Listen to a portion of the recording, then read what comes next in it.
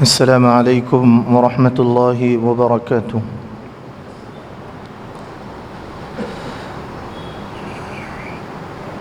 الحمد للہ رب العالمین والصلاة والسلام علی سیدنا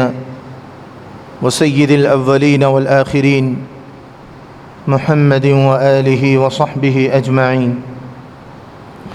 أما بعد، قال الله تبارك وتعالى: والذين آمنوا أشد حبا لله.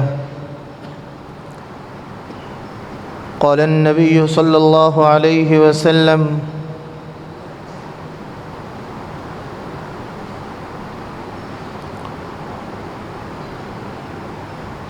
الحياء شعبة من الإيمان.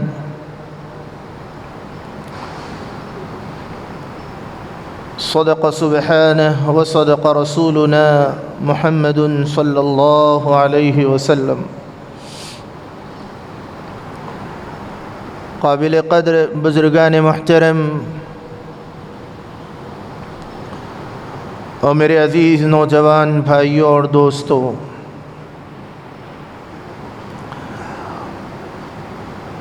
مجھے اور آپ کو اللہ رب العزت نے سینکڑوں اور انگنت نعمتوں سے مالا مال فرمایا ہے۔ اس کی ایک ایک نعمت ایسی ہے کہ وَإِن تَعُدُّوا نِعْمَةَ اللَّهِ لَا تُحْصُوهَا، اگر تم اللہ کی نعمتوں کو گننا چاہو تو تم گن نہیں پاؤ گے۔ ان نعمتوں میں جسم ایک نعمت ہے، سانس کا چلنا نعمت ہے، دونوں آنکھ کا صحیح سالم ہونا نعمت ہے، نظر کا آنا، مختلف کلرز کا بیک وقت نظر آنا یہ نعمت ہے، زبان نعمت ہے، الگ الگ ٹیسٹ اور مزہ یہ اللہ کی نعمت ہے، سانس کا چلنا، بدن میں خون کا دوڑنا، مختلف خیالات کا آنا، دماغ اور ذہن کا کام کرنا، الگ الگ خوشبو اور بدبو ناک کا محسوس کرنا، رگوں میں خون کا دوڑنا، جسم سے گندگی کا نکلنا، یہ ساری اللہ کی نعمتیں ہیں۔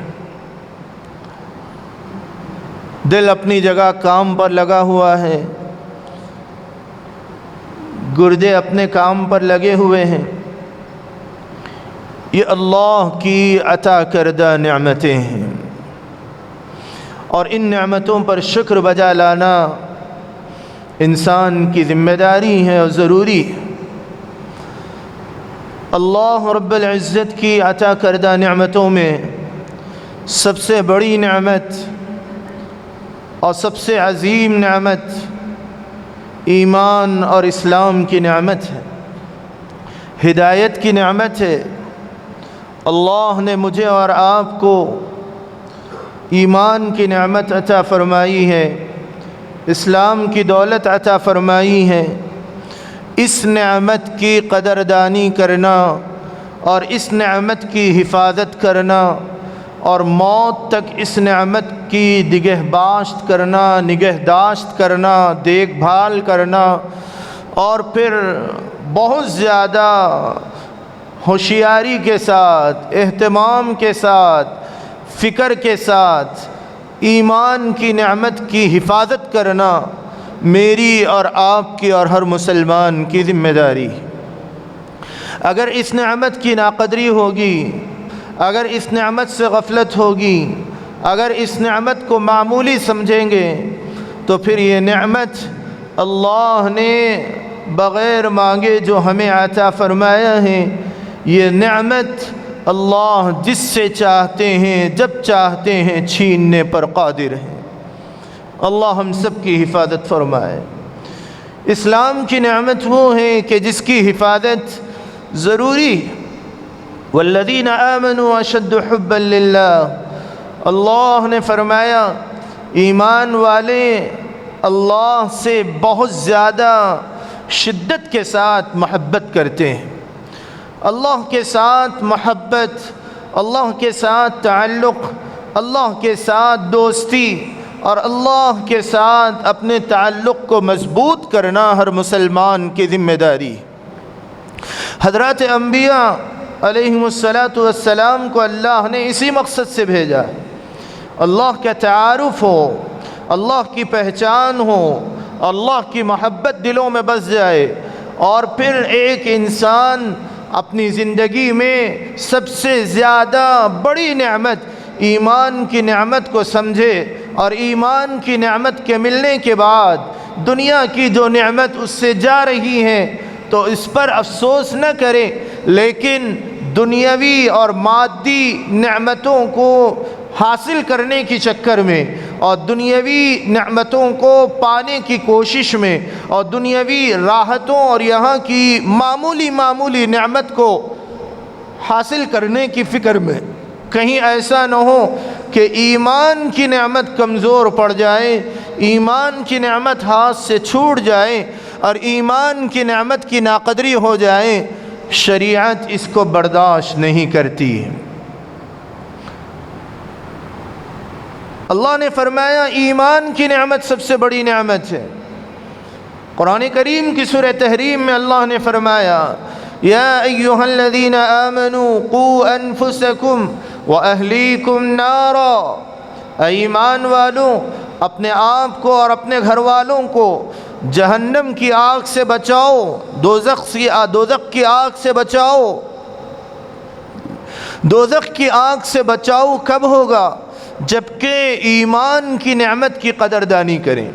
ایمان کی حفاظت کریں۔ ایمان کیسے مضبوط ہوتا ہے، ایمان کیسے طاقتور ہوتا ہے، ایمان کیسے بڑھتا ہے، اور ایمان کیسے آج کی تاریخ سے لے کر زندگی کی آخری سانس تک ایمان میرے ساتھ کیسے میرے ساتھ رہ سکتا ہے اور میں کیسے اس کو بچا کر رکھ سکتا ہوں، اس کی فکر کرنا ہر مسلمان کی ذمہ داری۔ اگر ایمان کے سلسلے میں لاپرواہی ہوگی، ایمان کے سلسلے میں اگر بے اعتنائی ہوگی اور ایمان کے سلسلے میں انسان فکر کرنا چھوڑ دے گا تو دنیا کی معمولی نعمتیں تو حاصل ہو جائے گی، مال و متاع مل جائے گا اور بلڈنگیں مل جائیں گی اور دنیا کی زیب و زینت کے اختیار کرنے کی چیزیں تو مل جائے گی، لیکن یاد رکھیں اگر ان مادی نعمتوں کی چکر میں پڑ کر اگر کوئی ایمان کے سلسلے میں بے فکر ہو جائے اور اپنی آخرت کے سلسلے میں غافل ہو جائے اور اپنے اولاد کی ایمان کو بنانے کے لیے انسان تساہل برتے اور غفلت کا شکار ہو جائے تو انسان کی اس دنیاوی زندگی تو بنتی ہوئی نظر آئے گی، لیکن موت کے وقت میں پتہ چلے گا کہ دنیا تو ہاتھ سے چھوٹتی جا رہی ہے، یہاں کی بلڈنگیں، یہاں کا مال، یہاں کا متاع اور یہاں کی جائیداد اور یہاں کی ساری پراپرٹیز انسان سے چھین لی جائے گی، اور موت کے بعد آخرت کی جو ہمیشہ کی زندگی ہے وہ بھی انسان کی تباہ ہو کے رہ جائے گی، کوئی چیز حاصل نہیں ہوگی۔ تو آدمی اگر ایک سچا عقل مند وہ ہے الکیس من دان نفسہ وعمل لما بعد الموت، عقل مند وہ ہیں جو کہ اپنے نفس کو پہچانے اور اپنے موت کے بعد کام آنے والی چیزوں کی فکر کرے، ایسا شخص عقل مند ہے۔ فرمایا دنیا میں ہم زندگی گزارتے ہیں، اگر ایک اپارٹمنٹ یا ایک مکان ہم نے تعمیر کرنا ہے تو پھر بہت زیادہ 1 سے 2 اور 5 انجینئر سے ہم مشورے لیتے اور پھر ہمارا بیڈ روم کیسا ہو، ہمارا کچن کیسا ہو، اور ہمارا یعنی ڈائننگ ٹیبل کیسا ہو، اور مختلف طور و طریقے ہم نئے سے نئے اپنے گھر میں لانے کے لیے کوشش کرتے ہیں، اور طرح طرح کی راحتوں کو لانے کی کوشش میں لگے رہتے ہیں۔ ایک نہیں دو نہیں، دسیوں مشورے ہم لیتے ہیں۔ وہ زندگی کی راحتیں جس کا پتہ تک نہیں چلتا کہ مکان بن رہا ہے اور لاکھوں روپے اس پر ڈال دیے گئے ہیں، پتہ ہے بھی نہیں، یقین ہمیں نہیں ہے کہ اس مکان میں ہمارا جانا نصیب ہوگا یا نہ ہوگا، لیکن ایسے دھوکے کے گھر کو بنانے کے لیے ہم نے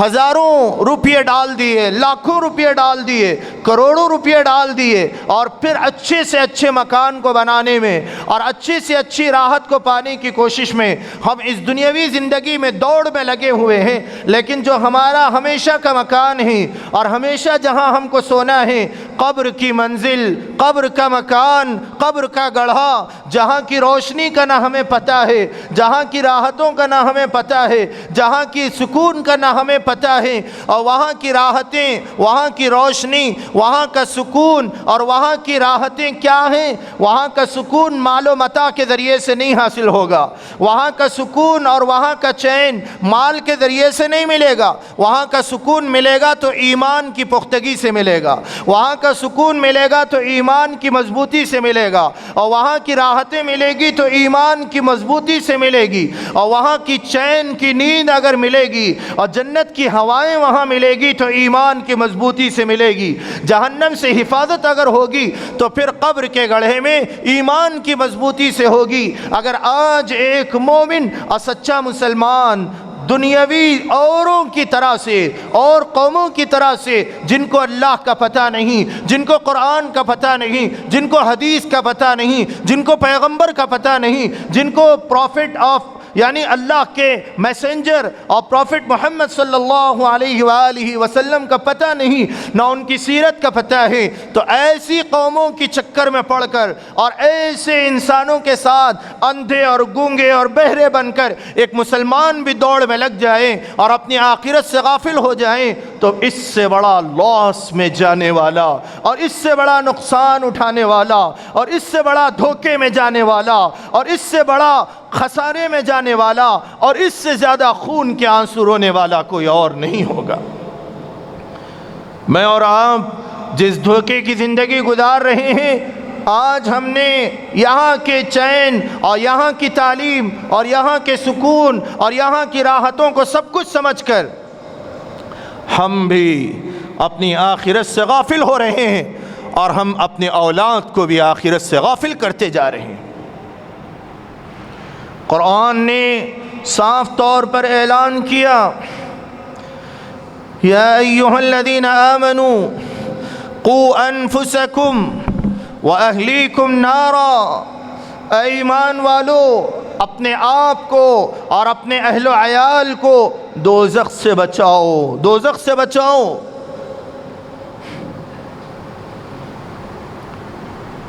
اس دوزخ سے بچنے کے لیے کیا کرنا ہے؟ ایمان کو مضبوط کرنا پڑے گا، ایمان کو مضبوط کرنا پڑے گا، اور جب ایمان مضبوط ہوگا تو کیا ہوگا؟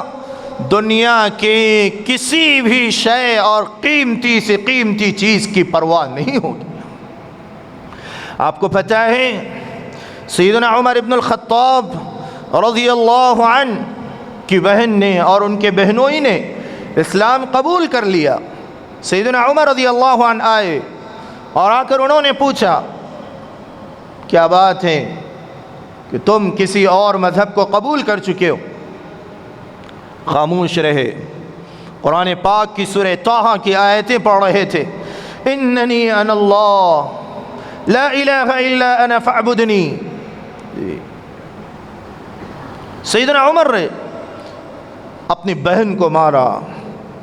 شدت سے مارا، اپنے بہنوئی کو مارا، حتیٰ کہ بہن کے جسم سے خون نکل پڑا۔ دونوں ہاتھ اٹھا کر انہوں نے اعلان کیا، اے عمر،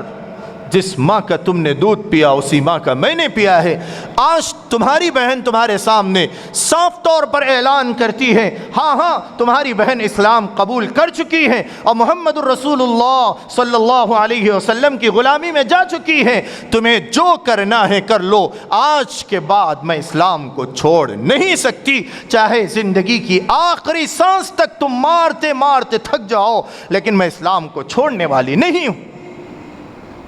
رحم آیا اور انہوں نے فرمایا کیا پڑھ رہی تھی سناؤ؟ بہن نے کہا کہ تم ابھی ناپاک ہو، کفر کی ناپاکی کے ساتھ بیٹھ کر قرآن کو ہاتھ لگانا یا اس کو سننا تمہاری بہن نہیں چاہتی۔ سیدنا عمر رضی اللہ عنہ نے پوچھا کیا کرنا پڑے گا؟ غسل کرنا پڑے گا، کیا اور آ کر بیٹھ گئے۔ بہن نے تلاوت کرنا شروع کیا اور اللہ کے مقدس کلام کو پڑھنا شروع کیا۔ سیدنا عمر رضی اللہ عنہ سورہ طٰہٰ کی آیتیں بہن نے شروع کی تو سیدنا عمر اپنے سر کو جھکا کر رونے لگے، آنکھ سے آنسو بہنے لگے اور فرمایا اے بہن وہی کلمہ عمر بھی پڑھنا چاہتا ہے جو تم پڑھ چکے ہو۔ تو اسلام اپنے اندر ایک میگنیٹک پاور رکھتا ہے۔ اگر اسلام کو فالو کرنے والا مسلمان سچا ہوگا اور اس کے دل کی گہرائیوں میں، اس کے رگ و ریشے میں، اس کے خون کے ذرات میں اور اس کے جسم کے ذرے ذرے میں اسلام کی محبت ہوگی، اللہ کی محبت ہوگی، اللہ کے ساتھ عشق ہوگا اور اللہ کے ساتھ تعلق ہوگا اور اللہ کے رسول کے فرامین پر چلنے کا مزاج ہوگا، تو پھر یہ اسلام دنیا کے تھپیڑوں سے متاثر نہیں ہوگا۔ اگر اسلام پر محنت نہیں کی اور مسلمان نے دنیا اور مادی پرست دنیا کے پیچھے پڑھ کر اسلام کو چھوڑ دیا، نہ نماز کا مسلمان، نہ روزے کا مسلمان، نہ قرآن کا مسلمان، نہ حج کا مسلمان، نہ ہی اللہ کی وحدانیت کی تعلیم گھروں میں ہو رہی ہو، نہ ہی معصوم بچوں کو اللہ کی محبت سکھائی جا رہی ہو، نہ ہی معصوم بچوں کو اللہ کے رسول کی تعلیمات بتائی جا رہی ہو، نہ قرآن سکھایا جا رہا ہو، نہ حدیث پڑھائی جا رہی ہو، نہ ہی یہ بتایا جا رہا ہو کہ صحابہ نے اسلام کے خاطر کیسی کیسی قربانیاں برداشت کی ہیں، تو پھر ہماری نوجوان نسل کیسے ایمان پر قائم رہے گی؟ کیسے اپنے ایمان کو بچا پائے گی؟ کیسے اپنے ایمان کی حفاظت کر پائے گی؟ معمولی کفر کے تھپیڑے آئیں گے اور ایسی نسل کو اور ایسے ینگسٹرز کو اپنے کفر کے تھپیڑوں میں بہا کر کفر کے سمندر میں غرق کر دیں گے۔ دنیا بھی تباہ ہوگی، آخرت بھی تباہ ہوگی۔ آج سینکڑوں بہانوں سے ایمان لوٹا جا رہا ہے، طرح طرح کے بہانوں سے ایمان پر ڈاکے ڈالے جا رہے ہیں، مسلمانوں کے ایمان کو چھینا جا رہا ہے۔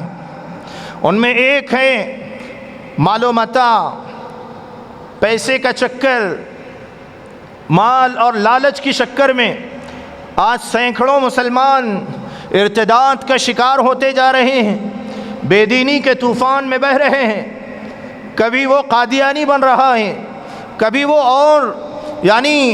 اسلام کو چھوڑ کر کبھی وہ کرسچن بن رہا ہے۔ طرح طرح کے مذاہب میں انسان بہتا چلا جا رہا ہے۔ کل تک جس کی پیشانی اللہ کے سامنے جھکتی تھی، آج وہ کسی جگہ جا کر گھنٹیاں بجا رہا ہے۔ آپ بتائیے اگر مسلمان کا ایمان اتنا کمزور پڑ گیا تو کون ذمہ دار ہو؟ وَمَن يَرْتَدِدْ مِنْكُمْ عَنْ دِينِهِ فَيَمُتْ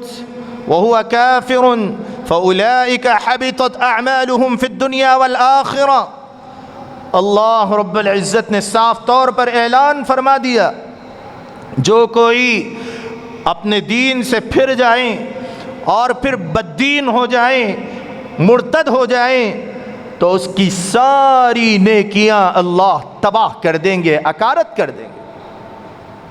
کوئی عمل اس کا اللہ کی بارگاہ میں قبول نہیں ہوگا۔ آپ کو یاد رکھنا ہوگا کہ 4 قسم کے گناہ ایسے ہیں کہ جن کا کرنے والا ہمیشہ دوزخ میں رہے گا، اللہ اسے کبھی معاف نہیں کرے گا۔ ان میں ایک شخص وہ بھی ہے جو اپنے اسلام کو چھوڑ کر مرتد ہو جائے، العیاذ باللہ ثم العیاذ باللہ، ایمان کا سودا کر دے اور ایمان کو چھوڑ کر کسی اور مذہب کو اختیار کر لے۔ آج سوشل میڈیا پر نگاہ ڈالنے سے پتہ چلتا ہے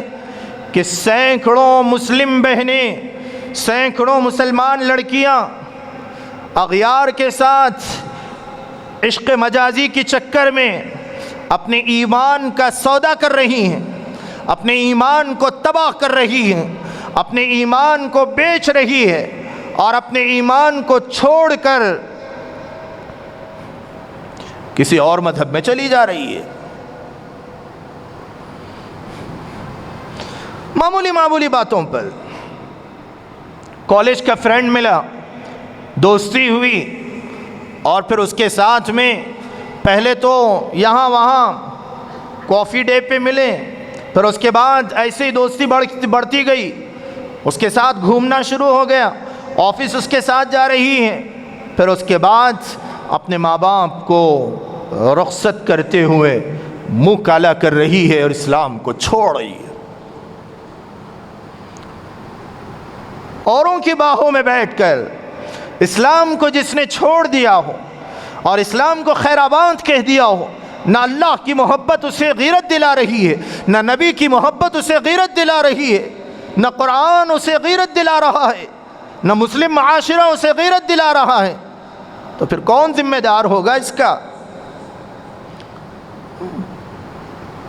سینکڑوں مسلم لڑکیاں آج ایمان کو چھوڑ رہی ہے۔ آئے دن روزانہ سوشل میڈیا پر، اخبارات میں، الیکٹرانک میڈیا اور پرنٹ میڈیا میں طرح طرح کی ایسی خبریں آ رہی ہیں کہ انسان خون کے آنسو رونے لگے۔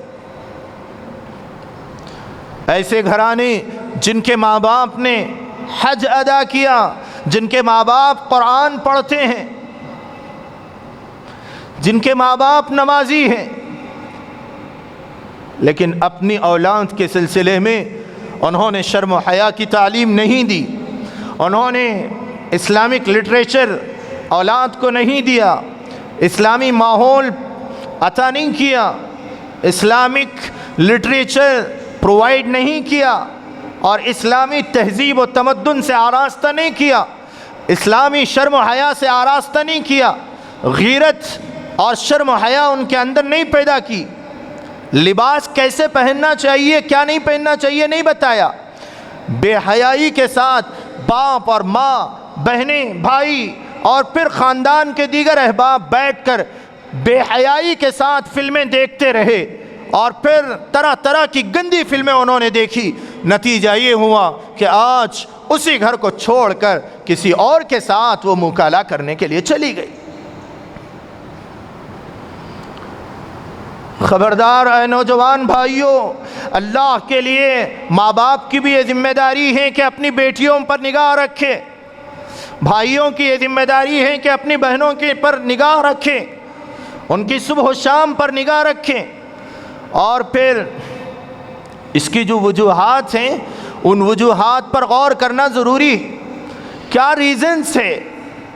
جس کی بنا پر آج یہ چیز معاشرے میں بڑھتی جا رہی ہے، تیزی کے ساتھ مسلم بہنیں مرتد ہوتی چلی جا رہی ہیں؟ ایک وجہ تو سب سے پہلی یہی ہے کہ اپنے بچوں کے لباس پر دھیان دیں۔ ابھی بچی چھوٹی ہے، جیسے چاہیں لباس پہنا دو،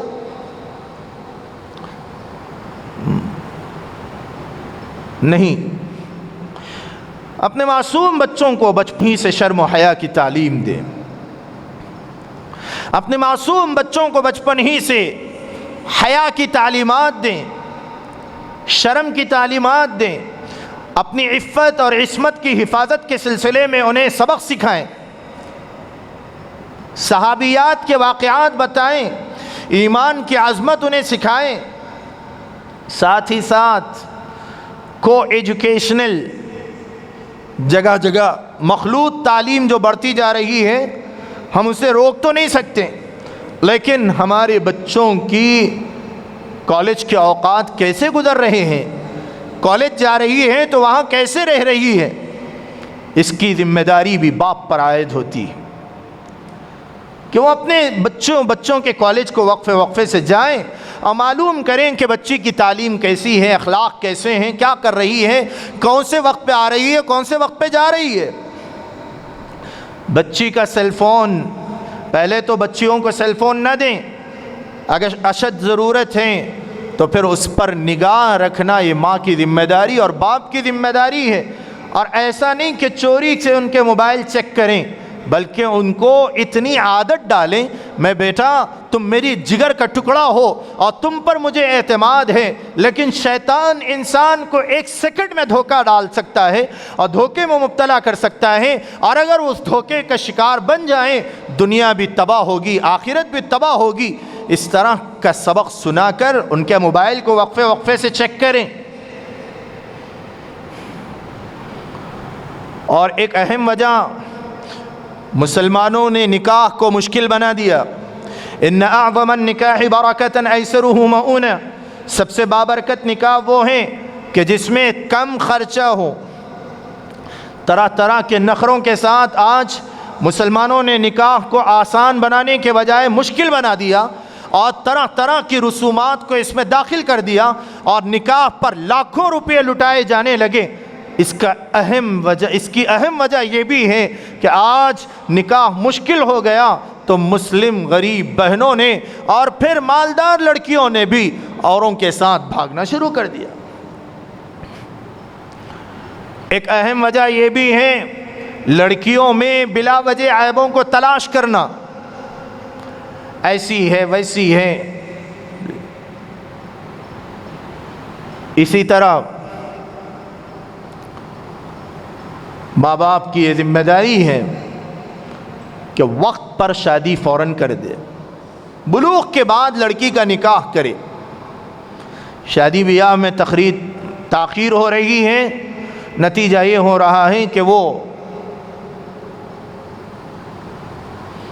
بیزار ہو رہی ہے۔ اور یہ بھی یاد رکھیں، ایک گھر کی 3 بہنوں نے نکاح نہیں ہو رہا تھا، باپ کا سایہ سر سے اڑ گیا، یتیمی کی زندگی گزار رہی تھی، 17 سال کی عمر سے بڑی بہن کو رشتے آنے لگے، اب بڑی بہن کی ایج 45 ایئرس ہو گئی، تینوں بہنوں کا نکاح نہیں ہوا۔ لوگ آتے گئے، نام رکھتے گئے، لوگ آتے گئے واپس جاتے گئے، حتیٰ کہ نکاح کی عمریں ختم ہو گئی۔ ان بہنوں نے ایک عالم دین اور مشہور عالم دین کو لیٹر لکھا، مولانا بتائیے کیا ان حالات میں بھی ہمیں خودکشی کرنا اور سوسائڈ کرنا جائز نہیں ہے؟ آپ بتائیے اس کا ذمہ دار کون ہے؟ ارتداد کے بارے میں، دین اسلام سے محبت کے بارے میں آپ کو وہ واقعہ بھی سن لیں، اور خاص طور پر میری بہنوں کو ہم سنانا چاہتے ہیں کہ سیدہ سمیہ اور آل سمیہ کا جو خاندان، یعنی آل یاسر کا جو خاندان تھا، اور پھر حضرت عمار رضی اللہ عنہ، اسلام کی محبت اتنی شدید ترین داخل ہو گئی کہ کوڑے برسنے لگے، طرح طرح کی اذیتیں ان کو دی جانے لگی، آگ پر ان کو انگاروں پر لٹایا گیا، اور پھر ان کو انگاروں کے ذریعے سے ان کے تلووں کو جلایا گیا۔ اس کے باوجود انہوں نے اسلام کو نہیں چھوڑا، حتیٰ کہ حضرت سمیہ کو اور حضرت عمار کو ابو جہل نے ایک دفعہ پکڑ لیا، اور پکڑنے کے بعد حضرت سمیہ سے یوں کہا، اگر تم اسلام کو نہیں چھوڑو گی ابھی تم کو یہیں ختم کر دیا جائے گا۔ حضرت سمیہ نے کہا، چاہے تجھے جو کرنا ہے کر لے، میں اللہ کی اور اللہ کے نبی کی غلامی کو نہیں چھوڑ سکتی۔ حضرت سمیہ کو اس نے دونوں پیروں پر دونوں رسیاں باندھ دی اور بالکل ٹائٹ باندھ دیا، اور 2 اونٹوں کو اس نے باندھ دیا اور دونوں اونٹوں کو مخالف سمت میں دوڑانے لگا، اور حضرت سمیہ کی نازک مقام پر، حضرت سمیہ کے نازک مقام پر اس نے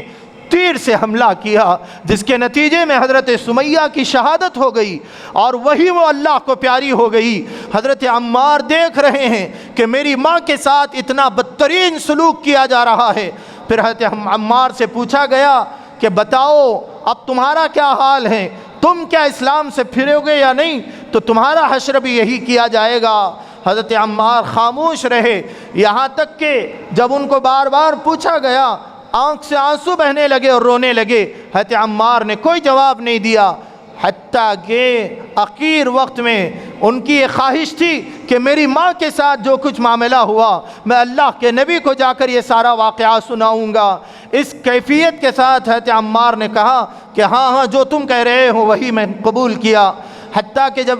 حضرت عمار نے یوں کہا تو دشمنوں نے چھوڑ دیا۔ حضرت عمار وہاں سے واپس لوٹے، دوڑتے ہوئے اللہ کے نبی کی غلامی میں پہنچے۔ حضرت عمار ابھی مسجد نبوی کے قریب ہی تھے۔ اللہ کے نبی علیہ السلام نے ان سے پوچھا، عمار کچھ کہنے کی ضرورت نہیں ہے، عمار کچھ کہنے کی ضرورت نہیں ہے۔ جبرائیل امین آئے تھے اور سارا واقعہ اللہ کے نبی کو انہوں نے سنایا کہ تمہاری ماں کے ساتھ دشمنوں نے کیسا بدترین سلوک کیا۔ اور یہ بھی یاد رکھو عمار کہ تم، بعض لوگ یوں کہتے ہیں کہ تم اسلام سے پھر گئے، نہیں، اللہ نے آیت کو نازل کیا کہ عمار پکا مسلمان ہیں۔ اللہ کے نبی رحمت دو عالم صلی اللہ علیہ وسلم نے حضرت عمار کو لے کر کعبۃ اللہ کے دروازے کے پاس آئے اور آپ نے 3 مرتبہ اعلان کیا کہ عمار پکا مسلمان ہے، عمار پکا مسلمان۔ ضرورت اس بات کی ہے کہ میں اور آپ اپنے ایمان کی فکر کریں اور اپنے بہنوں کی نگہبانی کے لیے خاص طور پر توجہ کریں۔ آمین وآخر دعوانا ان الحمد للہ رب العالمین۔